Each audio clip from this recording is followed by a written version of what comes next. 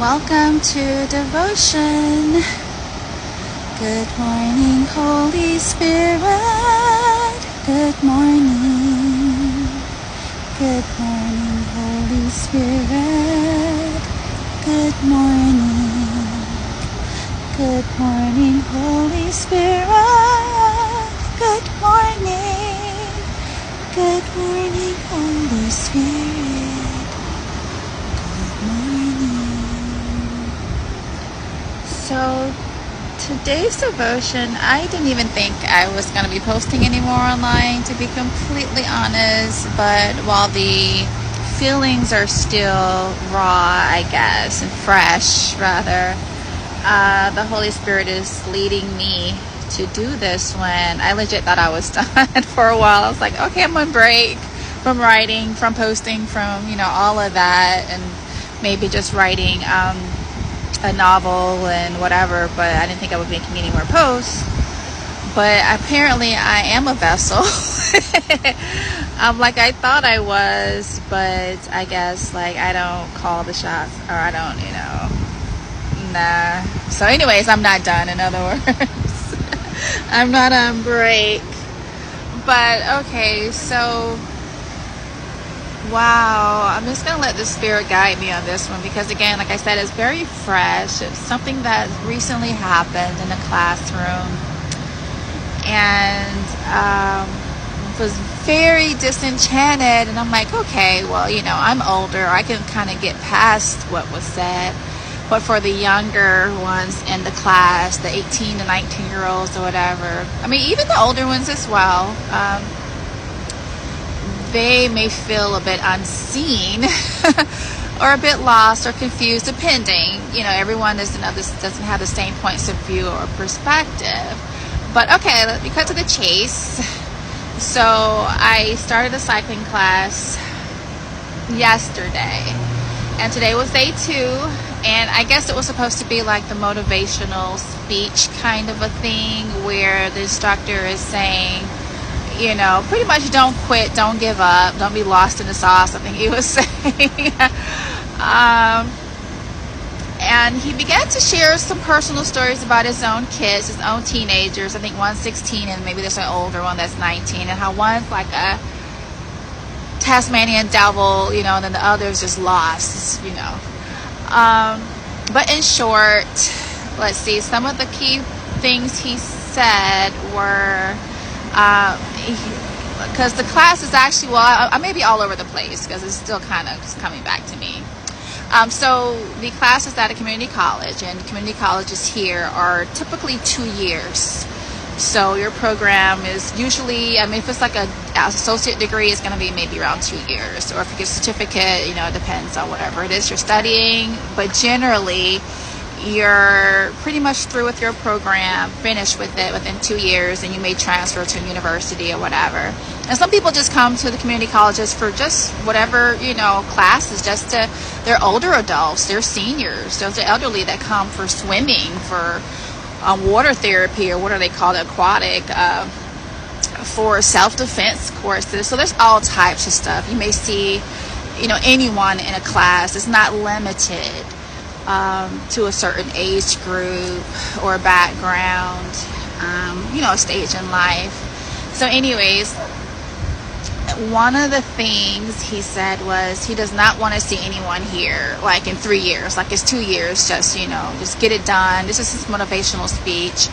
He talked about his son, 16 years old, wanting to be a rap star, and he's like, nah, don't do that. You need to make money, you need to do this, that, and the other, and you can do all that stuff later, at night or whatnot. But he just kept reinforcing the idea of competition, because he's an athlete, the instructor, he was an athlete. And he kept referring to that competitive mind, and even saying I guess to his sons, he doesn't want he doesn't want his son to work at some, I don't want to say menial job, but maybe like a blue job, for like $20 an hour. And he said, that's nothing. And I'm like, oh my God.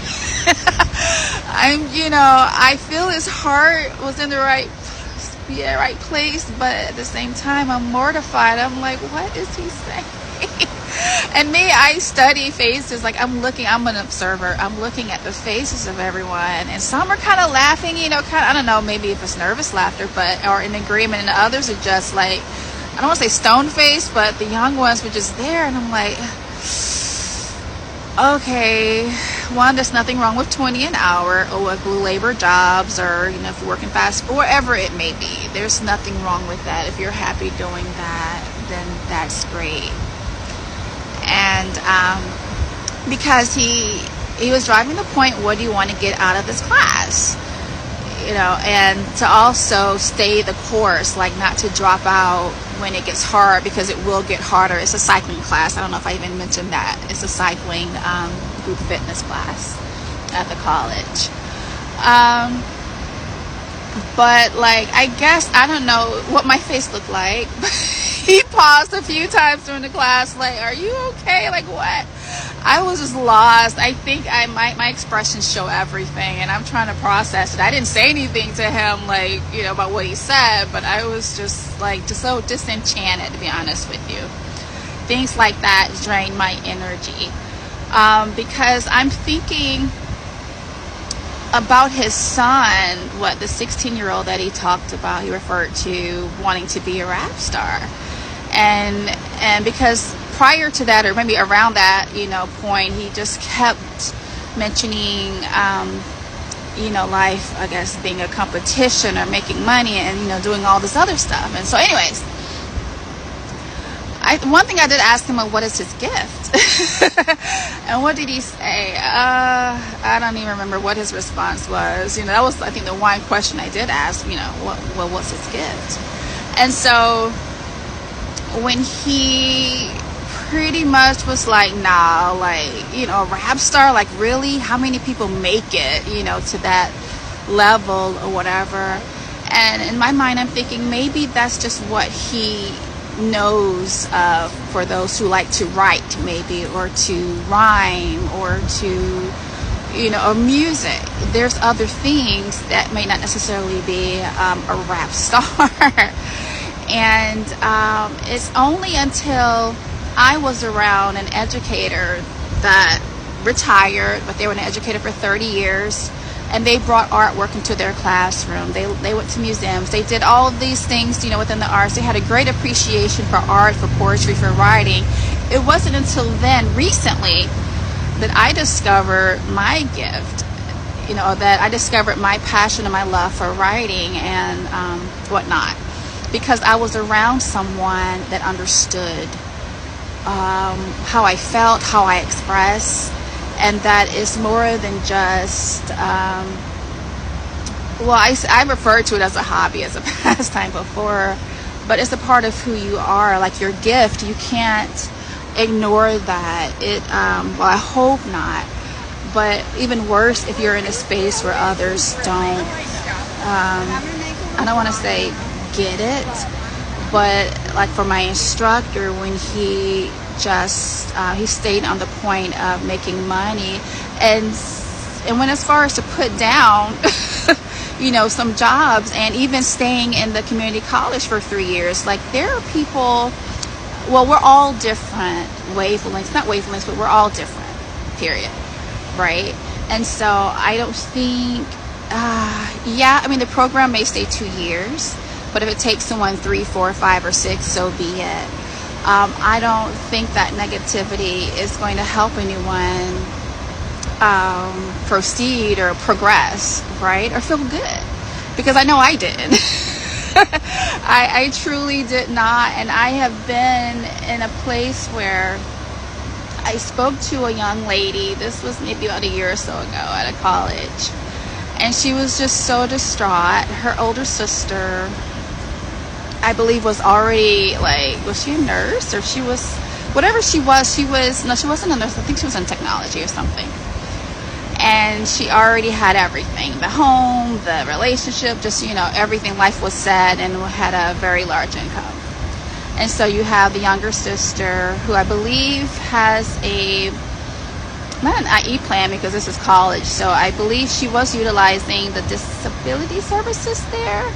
But anyways, in short, she did open up and talk to me about her her I won't say issue, but what she her concerns, I don't know, with taking tests and whatever she's dealing with, I'll just say that. So she has to have that extra support from disability services. And furthermore, she can't do I won't say can't, but what is it with the time? I think she needs more time. But long story short, she felt so defeated that she wasn't like her sister. And she was, I would say, maybe struggling to fit those shoes, to fit that image, to fit whatever it is, those goals that her sister hit, those milestones that her sister hit when she hit them, when it may take her, longer or however many years to achieve whatever her goals are. And there's nothing wrong with that. So bottom line is there shouldn't be a comparison. We shouldn't compare ourselves to others. So when I was in the cycling class and the instructor was saying, no, you shouldn't, I don't want to see you in 3 years, get it done in 2. I'm like, compare it to who? Like, so what if it takes, right? And how, we should just strive for money. And I'm thinking, okay, there's one thing to need it or to utilize it for, of course, we have to pay bills, we have to get gas, we have to eat, shelter, and all those things. It's another thing to love it or to worship it, and that's just to be the only thing. So again, my heart is really going back to his son. I'm thinking, dang it, because I did say that. I'm like, oh, he sounds like me. I said that. I did get that part out. Like, he sounds a lot like me. Because I was not in a space where people understood or could really see me or my gift or nurtured it. So is that the word, nurtured it? Where they saw something in me and then I could, pursue that, or I could explore it. So rather than tell his son, no, you need to work, blah, blah, blah, blah, blah, or not that he doesn't need to work, but to kind of, my feelings were to belittle it, to make him feel less than, that it wasn't as important. Maybe to explore what it is he likes to do, what it is that makes him happy. Because at the end of the day, yes, we are here. We have to earn. I don't say everyone, maybe, some already have it made. But typically, there's income that has to be earned. But hopefully we find that spiritual connection in our lives, that gift that we have that makes us happy, that makes life worth living. And that's it, dudes.